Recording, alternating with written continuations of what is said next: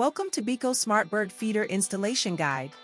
In this video, we'll show you how to install your bird feeder quickly and easily.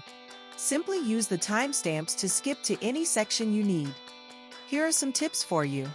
First, we recommend downloading the Kiwibit app and connecting the device before you start the installation. Before you start, make sure you have all the tools and accessories you need ready. Second, push the metal tab toward the battery pack to release it, fully charging your battery. You'll know it's ready when the indicator light turns green. Third, attach the roof to the unit. Then, firmly insert the solar panel plug into the port. Push until it's fully seated and the waterproof ring is no longer visible, giving it an extra press to make sure it's secure. Then place the perch with this side facing up, and insert it into the slot on the base. Then, tighten the 4 screws. If you don't need the perch, skip this step. Now, let's begin installing your bird feeder. For pole mount, attach the pole mount bracket to the bird feeder.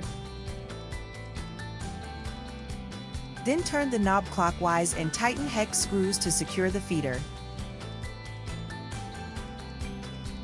For wall mount with screws, use the position sticker to mark the holes. Then secure the wall mount bracket to the wall using a 5/16, 8mm drill bit. Next, slide the bird feeder onto the wall mount bracket. Secure the hex screws.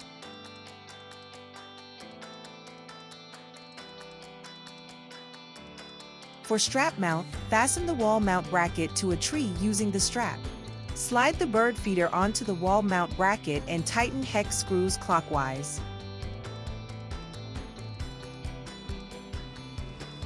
When refilling, clean any remaining seeds at the hopper tray connection to prevent the dual seed hopper from blocking the roof.